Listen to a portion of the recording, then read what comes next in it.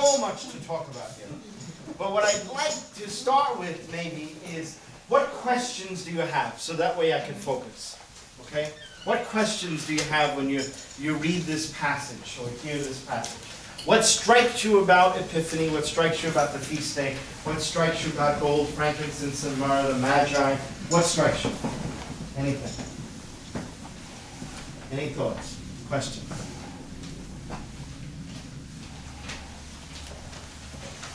I think that the kings understood the fact that the more they give to the king, the more they will get at the end. Okay, so the more they can give to the king, the more they're going to get at the end. Okay, what else? Any other thoughts?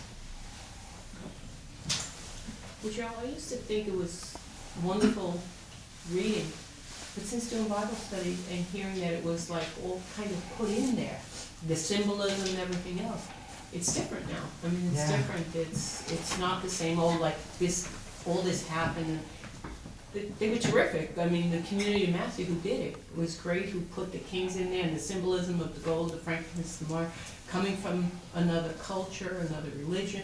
I mean, I think it's marvelous. I mean, I think it's I don't know, there was community. What were they though? That they were able to see all this and put it all together and make, I don't know, they wove a great story. And I'm not knocking it. I think it's wonderful. I wonder if we could have, but they must have had such an experience of Christ that they were impelled by the Spirit to write it that way. It's just, to me, it's just, it used to be a nice story. And it is a nice story, but now it has much more power. It has much more, there's much more to it than just, you know, this is how it happened. Right. But in fact, that this community that experienced Christ was able to write this story, tell this story. I mean, I don't have questions. I used to have questions that I thought it was like, you know, the kings came. But when you know it's a story, that the people, through their experience of Christ, wrote this story, it's very different than just thinking somebody was there taking dictation from God and God was telling them that's how it happened. Yeah. It's just, to me, it's powerful. It's powerful. What's interesting, I mean, one of the things that's interesting is love. What's interesting is Matthew's gospel is written when? Somebody give me an approximate year. 70. Yeah, 75, 85, somewhere between there. After the destruction. After the destruction of Jerusalem. And some scholars would say you could even go 85 to 95. All right, so they're pushing it back later and later. Okay, so what has happened first? Well, first is they are celebrating a baptism. So those symbols of gold, frankincense, and myrrh are surely about baptism. Those were the symbols. You are of divine nature, and you are a royal child, and you have to die with the Christ so as to live. That's the symbol, all right, of baptism. And where does this all take place? In what little city? Bethlehem. Insignificant Bethlehem, and the name Bethlehem means house of bread. The two things we know they celebrated at that time in church history was baptism and Eucharist. All right? And so what do you have? The frailty of community is about what it means to break bread together. It's always frail. Community is always frail. Right? It's always tentative. It's always fragile. All right? That's always what community is. Just like a piece of bread.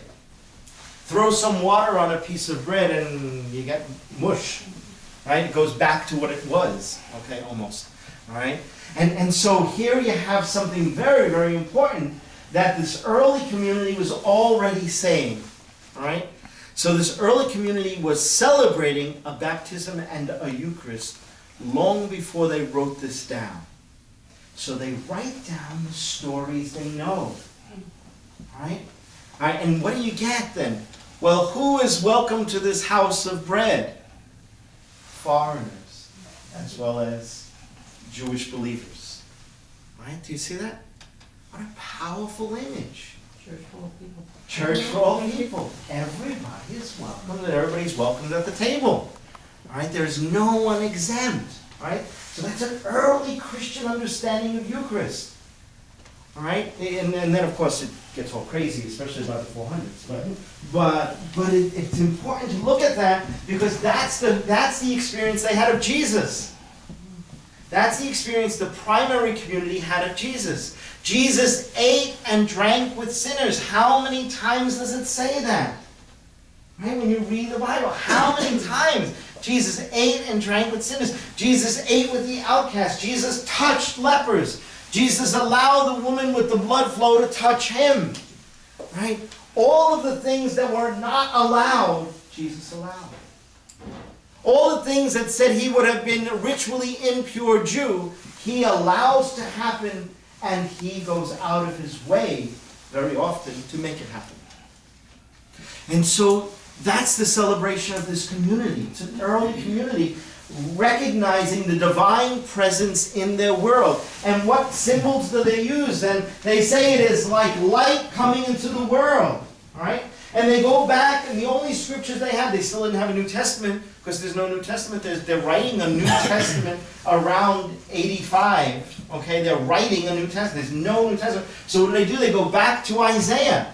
And in Isaiah they say, oh, God talked about this kind of thing, that a land shall be transformed, and people who are pagan people or non-Jews will come and experience God's goodness. And they will bring with them gifts, gold, frankincense, myrrh, ancient symbols of a divine presence connected to humanity. Okay? So the early community goes back to Isaiah, and they try to put together the story, all right? And we hear so often from Isaiah, because Isaiah was the biggest book that had the most stuff in it. They are not predictions about Jesus, but they are surely ways that the Jesus community began to understand their story. Okay? And that's really important. Too often we've heard the complete opposite. This was a prediction. Well, that wasn't a prediction of anything, all right? People were not too much better then as they are today about predicting anything, all right? And the fact is that what we try to do with our life experience is try to figure it out. So they had an experience of Jesus.